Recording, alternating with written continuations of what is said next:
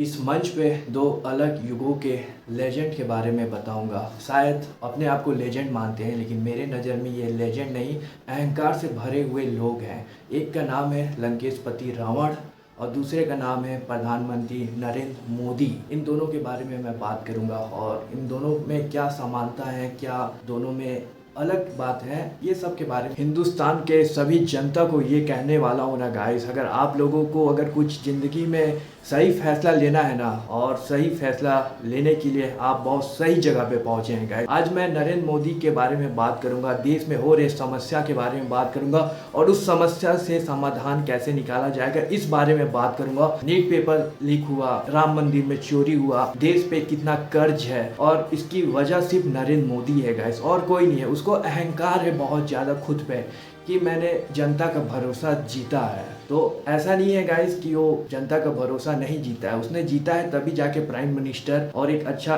पद में पहुंच पाया है। अगर उसने भरोसा नहीं जीता होता तो आज प्राइम मिनिस्टर नहीं होता। और भरोसा तो ऐसा जीत लिया है कि जिसका भरोसा जीता है उसी का जिंदगी नर्क बनाने में लगा हुआ है। और कैसे बनाने में लगा हुआ है नर्क, ये अभी आपको पूरा पता चलेगा। पूरा वीडियो देखना गाइस, आज नरेंद्र मोदी के बारे में हर एक चीज़ मैं बताने वाला हूँ। क्या ये लेजेंड है या ढोंगी है कि क्या है गाइस, जनता के भविष्य के साथ कैसे खिलवाड़ कर रहा है, कैसे लोग परेशान हो रहे हैं, कैसे मुसीबत का सामना करना पड़ रहा है, हर एक चीज़ के बारे में आज विस्तार से बात करूँगा और सबको एक अच्छा डायरेक्शन दिखाऊँगा गाइस। तो बने रहना, पूरा वीडियो देखना गाइस, एक भी सेकेंड मिस मत करना, क्योंकि बहुत ही इंपॉर्टेंट लेसन देने वाला हूँ आप सभी को। रावण भी एक महान विद्वान, महापंडित और भगवान शिव का परम भक्त था गाइस। आपको रावण के बारे में ज़्यादा मेरे को बताने की जरूरत नहीं है, रावण कौन था, क्योंकि हर साल भारत की जनता उसका पुतला दहन करता है। और मुझे भी लगता है कि नरेंद्र मोदी और रावण में कुछ ज़्यादा समानता नहीं है, बहुत कुछ सिमिलर ही है। रावण ने भी भगवान शिव का दिल जीता था और उसने वही अहंकार में माँ सीता का अपहरण किया। और नरेंद्र मोदी ने क्या किया, भारत की जनता का भरोसे का मिसयूज़ किया गाइस। कैसे किया है अभी हर एक चीज़ के बारे में बात करूंगा। और बहुत गलत किया है नरेंद्र मोदी जी, आप मेरे से बहुत बड़े हैं, बहुत सीनियर भी हैं, तो इस चीज़ का मैं रिस्पेक्ट करता हूं। आपने जब भी 15 साल, अभी 2 साल बाद कंप्लीट होने वाला है, आप इस्तीफा नहीं लेंगे कोई दिक्कत नहीं है। हम नेक्स्ट संविधान के साथ हम चलने वाले लोग हैं गाइस, अपन को हथियार उठाने की जरूरत नहीं है, हमारे पास दिमाग है, अपने दिमाग से संविधान की बदौलत आपको सिस्टम को जड़ से उखाड़ फेंकेंगे गाइस। तो साथ मिल के अपन ये कर सकते हैं, अकेला मैं कुछ नहीं कर सकता हूँ। हमेशा बोलता हूँ जब भी करेंगे साथ मिल के करेंगे, क्योंकि प्राइम मिनिस्टर और विधायक हो या मुख्यमंत्री हो, किसी को भी बनाना है ना गाइस, तो सबसे पहले जनता का वोट होता है। तो वोट हमेशा अब आपको पता चल जाएगा, अभी आने वाले नेक्स्ट इलेक्शन में मेरा फुल सहयोग रहेगा और किस पार्टी को जिताना है ये सब हमारे ऊपर डिपेंड करता है। तो 5 साल का भविष्य हमारे हाथों में होता है, तो इस चीज़ को हमेशा ध्यान देना हो। तो चलिए शुरू करते हैं हमारे महान नरेंद्र दामोदर दास मोदी के बारे में। कुछ बहुत ही बेहतरीन बात करने वाले हैं और उसने क्या काम किया है, अपने आप को बहुत बड़ा लेजेंड समझता है, जो जनता के लिए किया है उसको उस पद में बैठाए हैं ताकि वो अपना काम करे, ना कि वो फालतू बात करे। और देख सकते हो अभी नीट के पेपर क्या समाधान निकालने के बजाय उसने विपक्ष पार्टी कांग्रेस को ब्लेम किया है।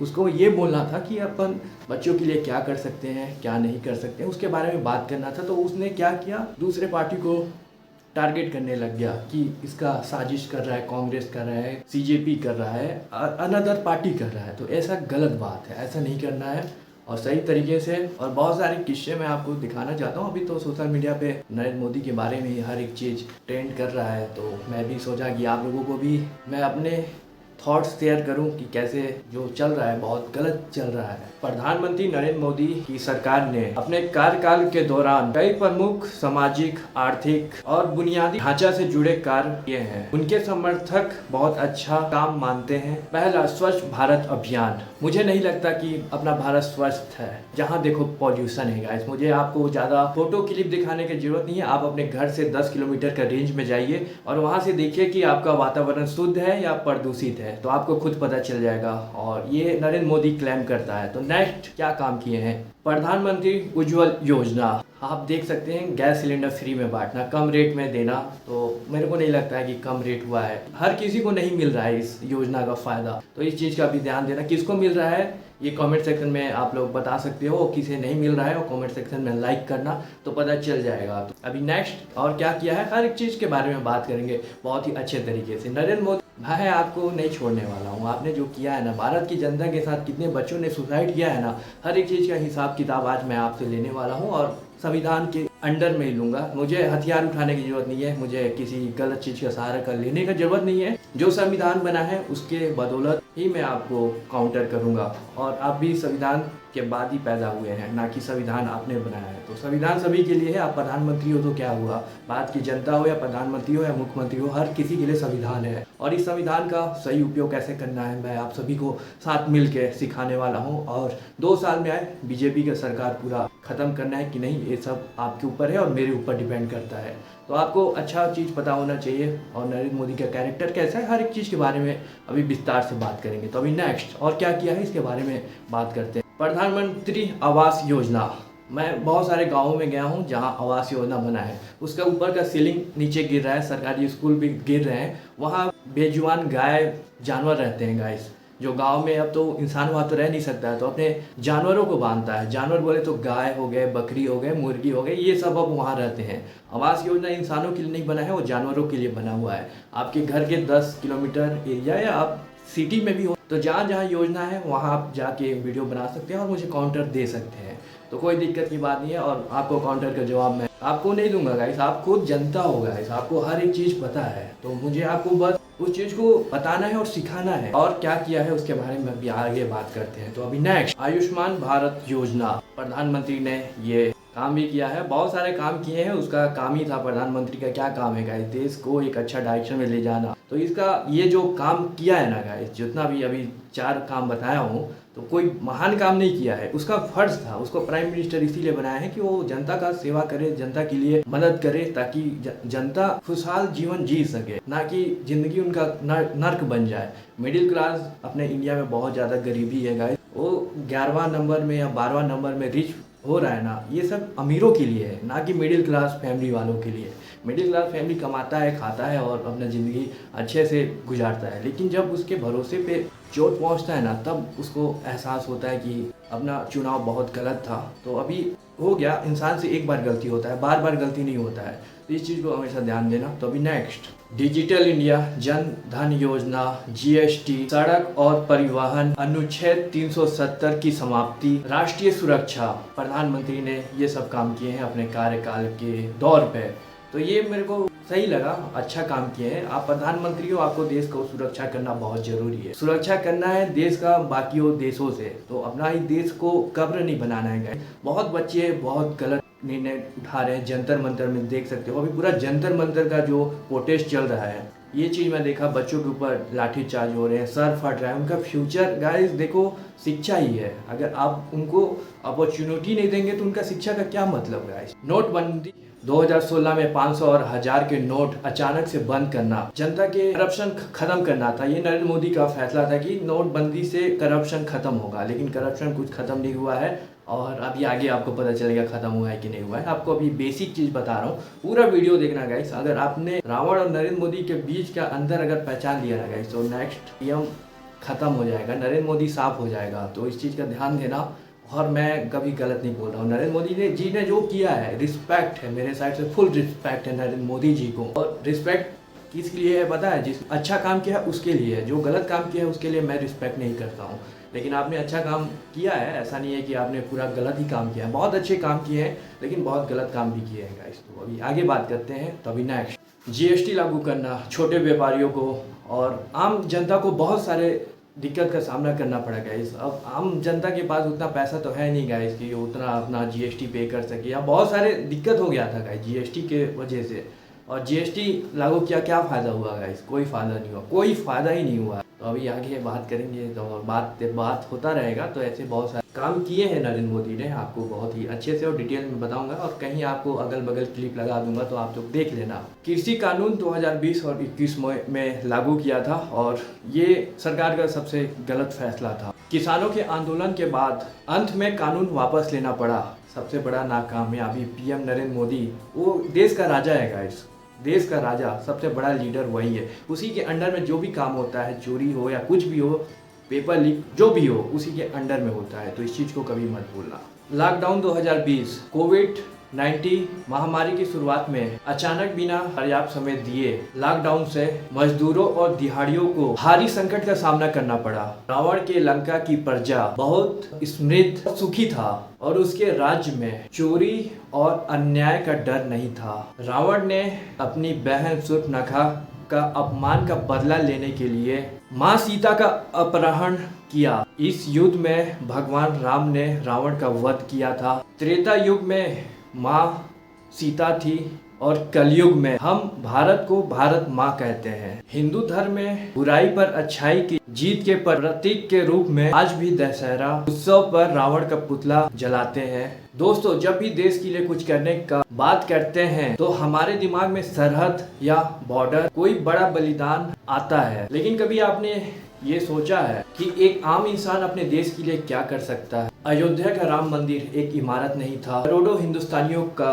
आस्था का केंद्र था। लाखों लोग दर्शन के लिए अयोध्या पहुंचते, लेकिन क्या हो इस पवित्र जगह पर चोरी और धोखाधड़ी का खबर सामने आता है? क्या हमारा आस्था का केंद्र सुरक्षित है और क्या हमें एक जागरूक नागरिक बनना जरूरी है? हाल ही में एक ऐसी खबर आया जहां मंदिर का चढ़ावा वहां का सुरक्षा में चूक कहा गया है। जब एक गरीब आदमी अपनी मेहनत की कमाई का एक हिस्सा प्रभु के चरणों में अर्पित करता है तो उसका उम्मीद होता है ये पैसा देश और धर्म के भले के लिए लगे। लेकिन जब बीच में चोरी भ्रष्टाचारी सामने आता है ना, दिल टूट जाता है। हमें अपने मंदिर की गरिमा को बचाना है। सवाल ये है कि इतनी सुरक्षा के बावजूद ऐसा घटना कैसे हो जाता है? क्या ये सिर्फ चोरी या सिस्टम की लापरवाही है? राम मंदिर हमारा शान है और इसकी मर्यादा को बनाए रखना प्रशासन हम सब की जिम्मेदारी है। दोस्तों, हमें भी सतर्क और जागरूक होना पड़ेगा। दोस्तों, भारत को बदलने के लिए मसीहा की जरूरत है कि नहीं, ये आगे आपको पता चलेगा। हम सबको इंतजार है कि कोई आएगा, कोई चमत्कार होगा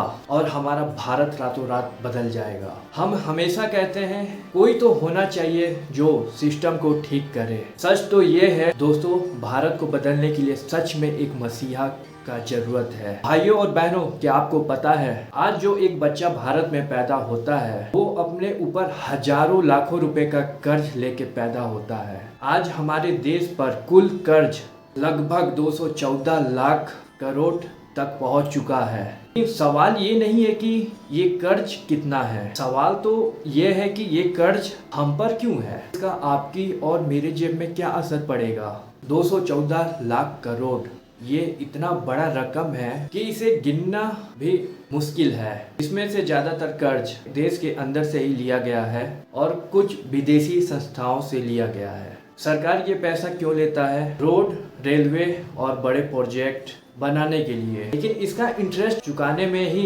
हमारे बजट का एक बहुत बड़ा हिस्सा चला जाता है। आप सोच रहे होंगे इससे मुझे आपको क्या फर्क पड़ता है? फर्क पड़ता है दोस्तों, जब सरकार पे कर्ज बढ़ता है तो इसका बोझ इनडायरेक्टली टैक्स के रूप में हम पर ही आता है। पेट्रोल से लेकर टमाटर, हर चीज की कीमत कहीं न कहीं से अर्थव्यवस्था से जुड़ा हुआ है। दुनिया के बड़े बड़े देश कर्ज लेते हैं, कोई बड़ी नई बात नहीं है, लेकिन ये कर्ज हमारे भविष्य को मजबूत कर रहा है या हमें एक ऐसे जाल में फंसा रहा है जहां से निकलना मुश्किल है। एक ऐसा सवाल जो हम सबको सोचना चाहिए। आपको क्या लगता है, इतना पैसा देश के विकास के लिए जरूरी था? कमेंट में अपना राय जरूर दीजिएगा। हमें लगता है वो मसीहा कोई नेता होगा या कोई बहुत बड़ा अफसर। हमने सालों बिता दिए इसी इंतजार में कोई ऊपर से उतरेगा और हमारी समस्याओं का समाधान करेगा और भ्रष्टाचार खत्म कर देगा और हर बच्चों को एक अच्छा शिक्षा देगा। पर क्या आपने कभी सोचा है एक अकेला इंसान 140 करोड़ों लोगों का तकदीर कैसे बदल सकता है? जब तक 140 करोड़ लोग खुद ना बदलना चाहे तब तक अपना देश नहीं बदल सकता। एक स्टूडेंट सालों तक बंद कमरे में तपस्या की तरह पढ़ाई करता है, दिन रात एक कर देता है अपने माँ बाप के सपने को पूरा करने के लिए एक बच्चा। लेकिन क्या होता है जब उसे पता चलता है कि उसकी मेहनत से ज़्यादा की कीमत किसी और के पैसे का है? 21 बच्चों ने आत्महत्या कर लिया। उन बच्चों पे क्या बीता होगा जो इस आत्महत्या जैसे कदम उठाना पड़ा। और इसके जिम्मेदार मैं सिर्फ नरेंद्र मोदी को बोलता हूँ। और आपका क्या राय है ज़रूर बताना। नरेंद्र मोदी देखो बहुत गलत कर रहे हो आप, मैं बहुत इज्जत से और बहुत प्यार से आपको समझा रहा हूँ। नीट पेपर लीक ये सिर्फ एक एग्जाम लीक नहीं है, ये करोड़ों गरीब और काबिल बच्चों के भविष्य का लीक है। आज बात करेंगे उस सच की जो सिस्टम हमसे छुपा रहा है। दोस्तों सोचिए उस बाप पर क्या बीत रहा होगा जिसने अपने जमीन गिरवी रखकर अपने बेटे बेटियों को कोचिंग भेजा। जब रिजल्ट आता है तो पता चलता है कि पेपर पहले ही बिक चुका है। क्या ये सबका साथ सबका विकास है या सिर्फ उनका विकास है जिनका जेब भारी है? हजारों बच्चे रोड पे हैं, रो रहे हैं, इंसाफ मांग रहे हैं, लेकिन उनका सुनने वाला कौन है? नरेंद्र मोदी नहीं सुन रहा है, नहीं सुन रहा है। उसको समस्या का समाधान निकालना चाहिए तो विपक्ष के पार्टी को ब्लेम क्यों कर रहा है? मुझे तो ये समझ नहीं आ रहा है। नरेंद्र मोदी तुमको प्रधानमंत्री किस लिए बनाए हैं भाई? मंत्री हो यार, कुछ तो प्राइम मिनिस्टर हो, कुछ तो अपना पावर का सही उपयोग करो। लोगों का सर फाड़ रहे हो, मार रहे हो। अरे भाई आंसू आ जा रहे हैं मेरे, मैं खुद देख रहा हूँ यार, बहुत बहुत दिक्कत हो गया है। हर साल पेपर लीक, वही कहानी, इंक्वायरी बैठता है और सब भूल भी जाते हैं। और उन बच्चों का क्या जिनका उम्र निकलता जा रहा है? जब हमारे देश का एजुकेशन सिस्टम ही फौलाद नहीं होगा तो देश कैसे फौलाद बनेगा? हमें फिर इंतजार है कि कोई मसीहा आएगा और इसे ठीक करेगा। लेकिन याद रखिए दोस्तों, जब तक हम जैसे आम लोग सवाल नहीं उठाएंगे तो ये चोरी चलता रहेगा। जो बच्चे आज निराश हैं उनसे सिर्फ इतना कहना है, आपकी काबिलियत किसी पेपर की मोहताज नहीं है। हिम्मत मत हारिए, हम साथ मिलकर आवाज उठाएंगे। आज मैं उस मसीहा से आप सभी को मिलाना चाहता हूँ। वो मसीहा हर उस इंसान में छुपा है जो देश का अर्थव्यवस्था और संविधान का सम्मान करता है। भारत को किसी एक मसीहा का जरूरत नहीं है, बल्कि करोड़ों मसीहा का जरूरत है, और वो मसीहा आप हैं। भारत तब बदलेगा जब हम मसीहा बनना शुरू करेंगे, ना कि मसीहा का इंतजार। आज से ये मत कहिए कि देश का क्या होगा, ये कहिए कि मैं देश के लिए क्या करूँगा। प्रभु राम ने हमेशा मर्यादा और ईमानदारी का पाठ दिखाया है, सिखाया है। अगर आपको लगता है कि आपके अंदर मसीहा जिंदा है तो इस वीडियो को शेयर करके दूसरों को भी जगाएं। जय हिंद, जय भारत।